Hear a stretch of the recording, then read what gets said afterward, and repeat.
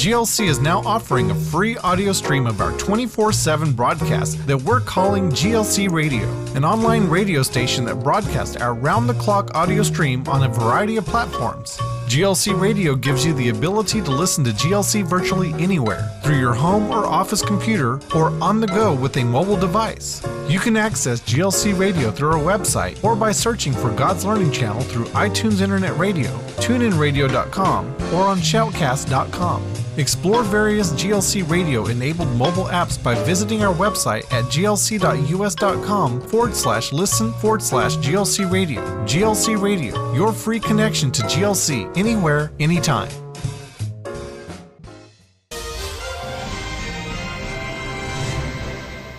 Well, welcome to the weekend update. And I guess first thing off is hello, Tommy, and hello, Amy. And hi, Pop. are you ready to do the weekend lineup? I am ready to do the weekend lineup. As long as Ryan is ready, I'm ready. Okay. He's ready. Look, there's he Matt is Saber. ready. Dun, dun, dun, dun. That was a good program. This is a really great program, and I just want to tell everybody, this program was actually recorded at the end of June in 2012, and it is more fitting today than it was 3 years ago, which is unreal to me. You don't want to miss this. You might even want to set your little recorders or call the bookstore and get a copy of this. I guess you could say what he was doing was predicting what we're seeing today. No. How would you say We've it? been dealing with this stuff for several years. We It's just have. really coming to a head. So anyway, this program with Matt Staver will be airing Friday at 8 p.m., Saturday afternoon at 2 p.m., Sunday at 5 a.m., and Monday way early at 1 a.m. This one is only going to air one time this weekend. The first one is Steve Shermett. The first hour is Steve Shermett. And the second hour is Danya Greenberg. Actually, the program with Danya Greenberg that hour has never repeated. Really? Yeah, so if you missed it, then you're going to have to get up really early on Saturday. 5 a.m. is the only time you're going to be able to see that over the weekend. Such a recorder. Yep, and then, okay. We aired this in 2012, almost back-to-back with Matt Staver during what we had called Freedom Week. It was the July 4th week. So with all the stuff that's going on over Planned Parenthood, these people rejoiced when I contacted them and asked for permission to air this program. It's a documentary. The sources are listed on the credits when they roll at the end, and they probably last a minute to a minute and a half. There are so many sources that they used. It's an incredible documentary. Yes, it That'll be is. airing Sunday at 1 a.m., Sunday night at 8 p.m., and Monday afternoon at 2 p.m. That's Ma'afa 21, Black Genocide in 21st Century America. And just a reminder, you can get a copy of that in the bookstore. I think we sell those copies for $5. Bargain basement price, because we want that information out. That's right. Okay. And then a brand new one with Dr. Charles Scott, vascular disease. I'm going to tell you, Mom and I are really enjoying hosting Dr. Scott together. He's really starting to come alive. Saturday at 1 a.m., Saturday evening at 8 p.m., Sunday afternoon at 2 p.m., Monday morning as you're going back to work at 7 a.m. That program was just chock full of information. Yes, it was. So there you have it. That's your weekend lineup. All right. What about you, Mr. Cooper? Hast thou a letter? What? Do you have a letter? You don't speak King's English? No. Aw. I got a great letter. Dear Mr. and Mrs. Cooper and Amy, and I found GLC about a year ago after returning from Arkansas. I was so excited. I watched you some in the 80s, and I have been interested in knowing about the Jewish roots. I have wondered why no church celebrated the Jewish feast, among other things. I have learned so much from watching you. I was saved in 1975, but I never made Jesus the Lord of my life. I was saved in the United Pentecostal Church, but they never taught me anything. Watching you has made me fall in love with Jesus, with 3 exclamation marks behind that. God bless you for your work. Carol from Lubbock, Texas. Thank you, Carol. Thank you, Carol. If she was watching back in the 80s, then she wasn't really hearing anything about the Jewish roots of Christianity. That We were beginning to talk about it. I think you didn't really start that until the late 80s. Well, we didn't go on the Lubbock network up station until 96. Mm-hmm. So, Well, maybe she wasn't in Lubbock. Maybe she was in Roswell. I don't think so. One never knows. Okay. well, there wasn't much about Jewish roots in those days.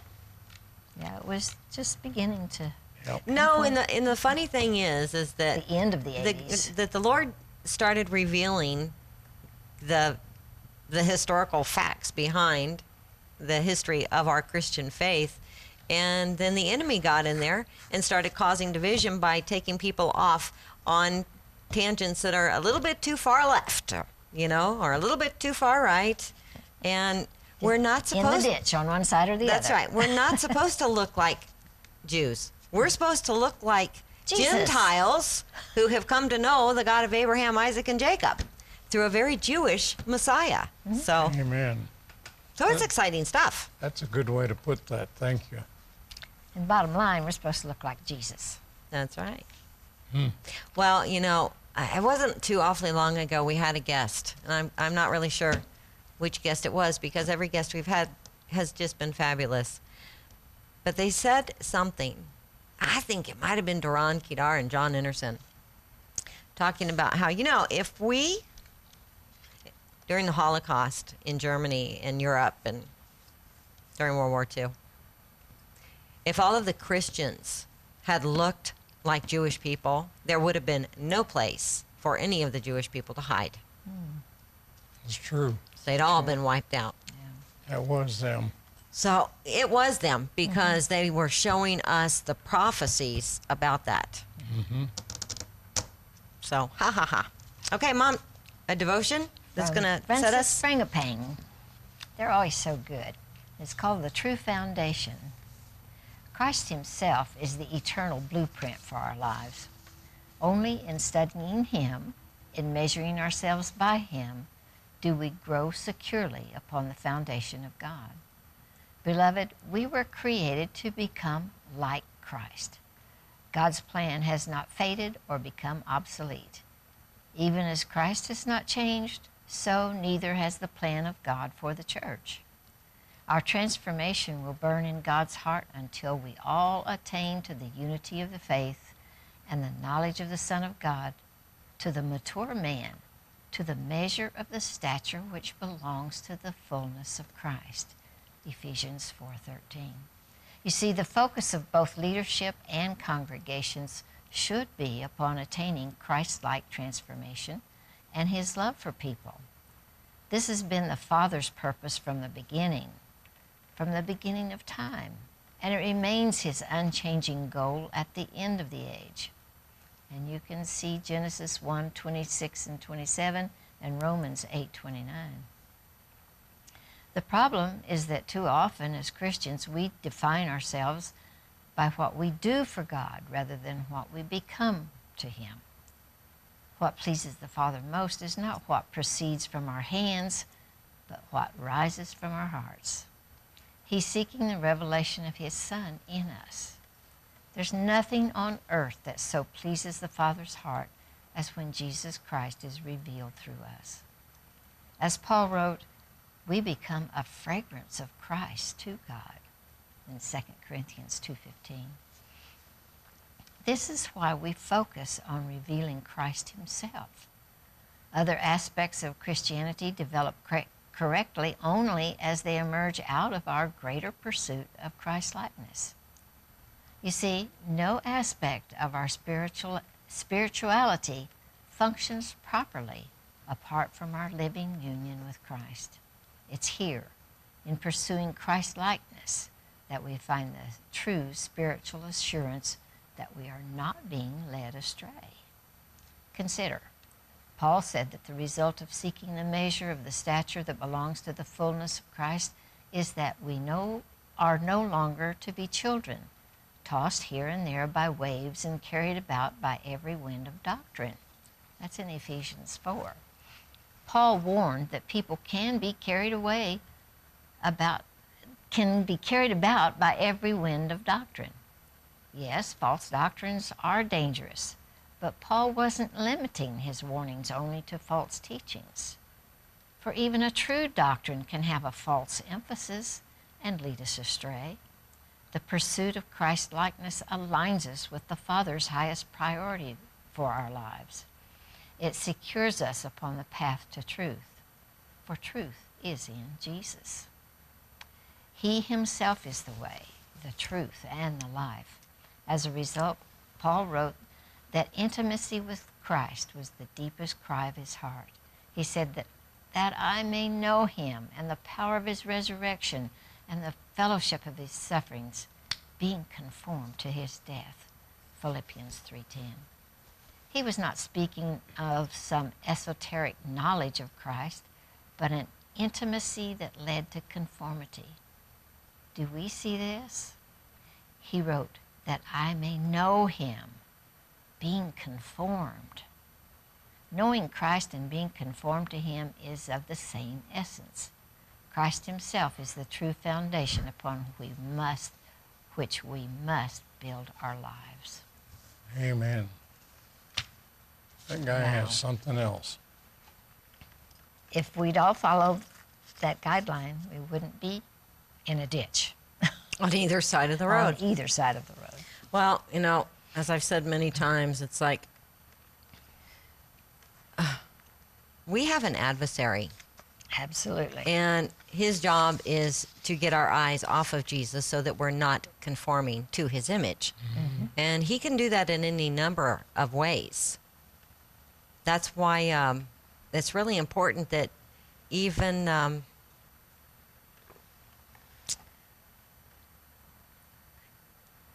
things that are seemingly of the Lord, if your focus is so much on them, on the things, that your focus isn't on him, check yourself. Because you're not conforming to his image, you're just gaining head knowledge. Mm-hmm. And that's never a good thing. Okay, this first article comes from the BBC. A group of students at Duke University have refused to read a book assigned to all new students, saying the graphic novel's depictions of sexuality compromised their religious beliefs. The novel is an autobiography of Alison Bechdel, a lesbian whose father was a closeted gay man. But some have taken issue with the novel's depiction of sex and nudity. I feel as if I would have to compromise my personal Christian moral beliefs to read it, student Brian Grasso wrote in a post to fellow students on Facebook. Other students called the graphic novel, which inspired a Tony-winning musical, pornographic. The debate comes as U.S. universities continue to grapple with students who disagree with assignments or lectures because of their religious or political beliefs. Some activists have pushed for universities to use trigger warnings to alert students about provocative content. Duke's Vice President for Public Affairs and Government Relations, Michael Schoenfeld, said the assignment is voluntary and the book was selected by a panel of students and staff members. The first paragraph said that it was assigned to all new students. Mm-hmm. So it's been assigned to the new students, and then if they don't like it, it becomes voluntary. Yeah. I don't get that. An assignment is an assignment. Okay, this next article comes from Reuters. On Monday, a U.S. judge ordered the Palestinian Authority and Palestine Liberation Organization, we know them as the PLO, to post $10 million in cash or bond while they appeal a jury's finding that they supported militant attacks in Israel. At a court hearing in Manhattan, U.S. District Judge George Daniels said the defendants must also deposit $1 million each month pending the appeal of a February jury verdict worth $655 million in favor of 10 American families. The order came after the Obama administration took the unusual step of urging Daniels to carefully consider the Palestinian Authority's financial condition saying too high a bond could compromise its ability to function. A collapse of the Palestinian Authority, quote, would undermine several decades of U.S. foreign policy and add a new destabilizing factor to the region, U.S. Deputy Secretary of State Anthony Blinken said in a court filing earlier this month. Well, Judge Daniel said that in fashioning his order, he'd given serious consideration to the State Department's position, despite objections from the plaintiffs that the amount was far too low.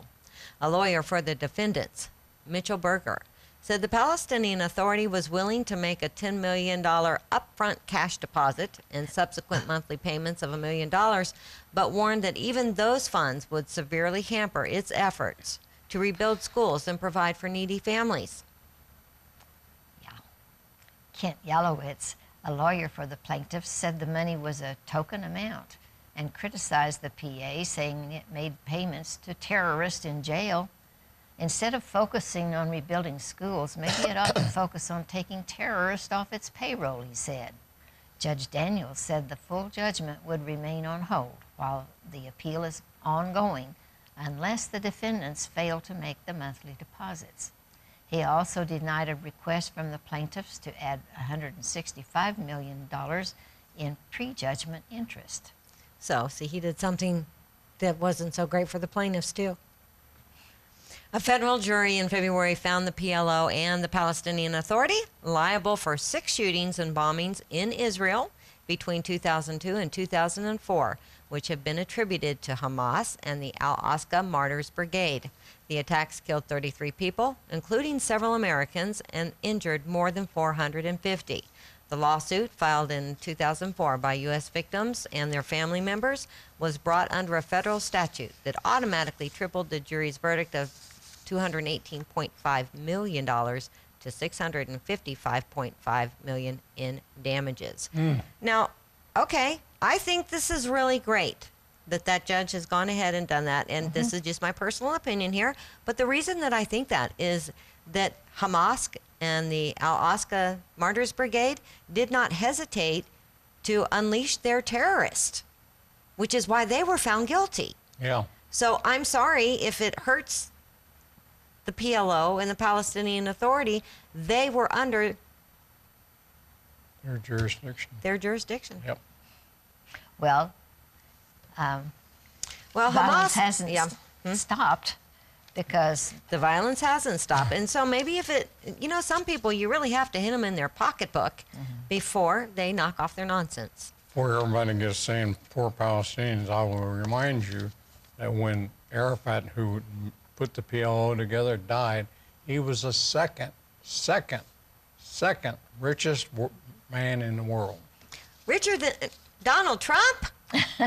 That's right, he was, because all of that money he funneled right to himself. And that's what they're doing with it now. And next week, we might be sharing an article with you that is written by an Arab Israeli that is really going to bring some attention to light on the real plight of Palestinians in the world. Yeah.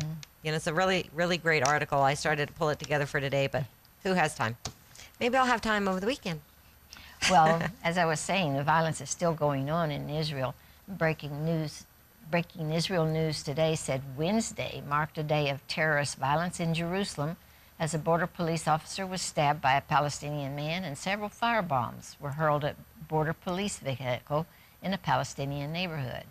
A Palestinian terrorist, yelling and wielding an axe, approached a group of border police officers on patrol near the Damascus Gate in Jerusalem's Old City. He attempted to stab one of the officers but missed. The terrorist ran away and was pursued by the officers. During their struggle to subdue him, the terrorist managed to stab one officer and injured him lightly in the leg.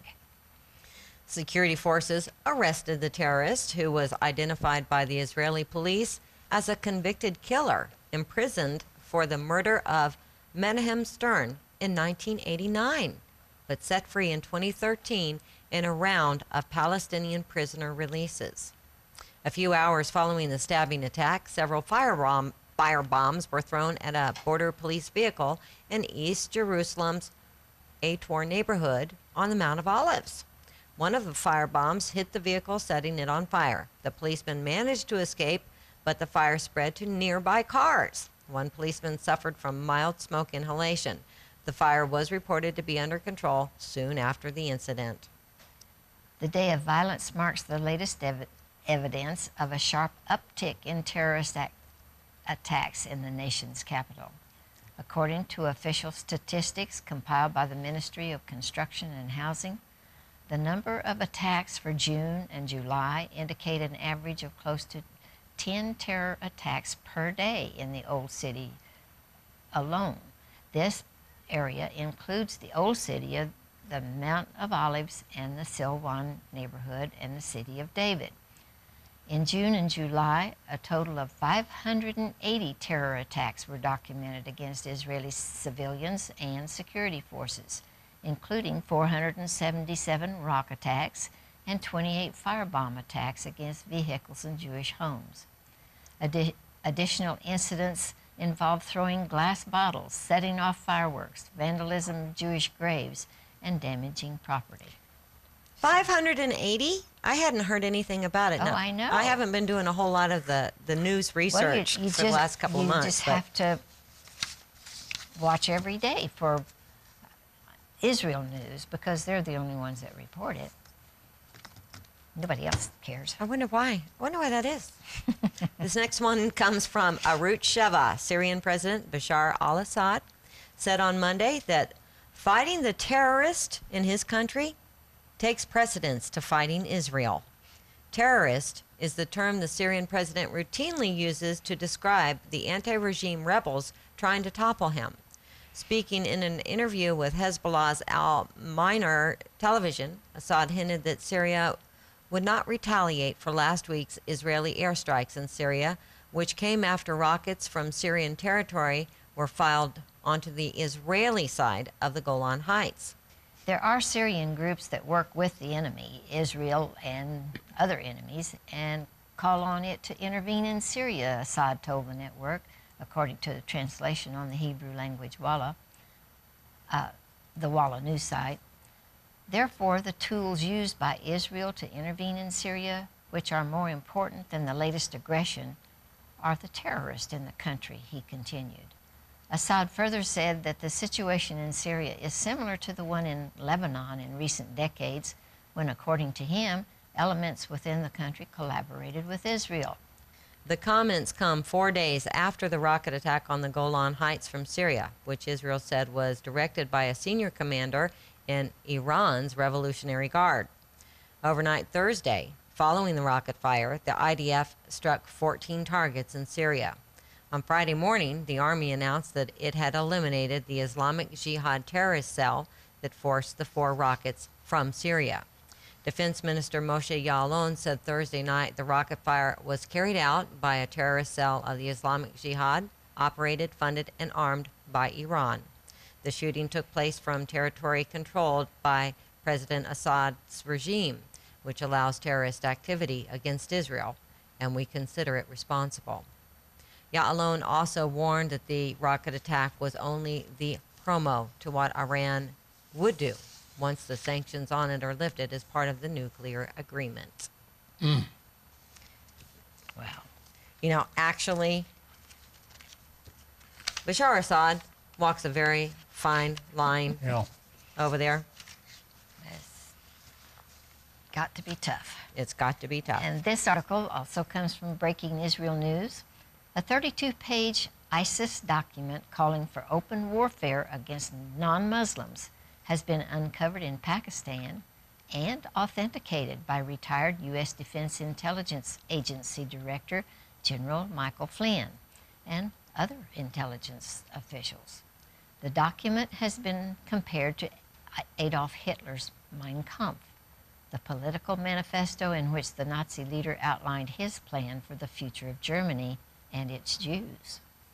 The ISIS document places the blame for the appearance of jihadi organizations like the Islamic State on the establishment of the State of Israel in 1948. Isn't that amazing?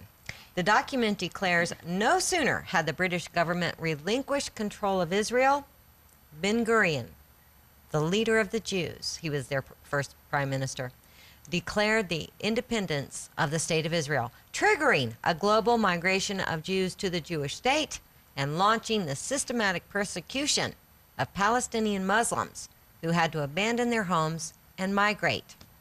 The document, titled A Brief History of the Islamic State Caliphate, the ISC, says this: the Caliphate, according to the Prophet, contains a 6-stage plan for the development of the Islamic State and for conquering the world. In a blog post written by Jeffrey Grinder in Now the End Begins, the phases are laid out. The establishment of the Islamic State has already passed through 4 of its planned 6 phases and is currently in phase 5. These are the stages according to Grinder. Phase 1, Awakening, 2000 to 2003. Islamic State calls for a major operation against the U.S. to provoke a crusade against Islam, 9/11, 2001. Phase 2, Shock and Awe, from 2004 to 2006. The Islamic State will lure U.S. into multiple theaters of war, including cyber attacks, and establish charities across the Muslim and Arab world to support terrorism. And then Phase 3, Self-Reliance, from 2007 to 2010. The Islamic State will create interference with Iraq's neighboring states with particular focus on Syria. And Phase 4 is Reaping, Extortion, Receiving. And this covers from 2010 to 2013. Islamic State will attack U.S. and Western interest to destroy their economy and replace the dollar with silver and gold and expose Muslim governments' relations with Israel and the U.S. Phase 5, Declaring the Caliphate, 2013 to 2016. Not much detail offered here. The document just says the Caliphate, according to the Prophet. And then there's Phase 6, Open Warfare, from 2017 to 2020. The Islamic State predicts faith will clash with non-believers, and Allah will grant victory to the believers, after which peace will reign on earth. Phase 6 calls for open worldwide warfare against all non-Muslims, followed by a messianic vision of a peaceful era. The messianic vision of the document paints a picture of a world in which only believing Muslims remain alive. The document's author uses harsh words to make his point. Accept the fact that this caliphate will survive and prosper until it takes over the entire world and beheads every last person that rebels against Allah. This is the bitter truth. Swallow it. Breaking Israel news asked Rabbi Nachman Kahana, author and Torah scholar who lives and works in the Old City of Jerusalem, to comment on the discovery of this document and the threat it represents to Israel. Kahana responded that the Talmud, one of Judaism's core texts, states that God, quote, will eventually send to the world a leader whose decrees will be as drastic as those of Haman, the villain from the book of Esther, who intended to wipe out all the Jews in order that we, the Jewish people, will do teshuvah, repent, and then the final redemption will arrive. In a related story, a threatening video was recently released. Reminiscent of the Crusades, it shows thousands of Muslim soldiers suiting up to do battle with Jerusalem. You know, I actually saw that little video. It was short, and yep, it was like this animated thing, but that's what it was. We love you. Shabbat Shalom. We will see you on Monday. God bless.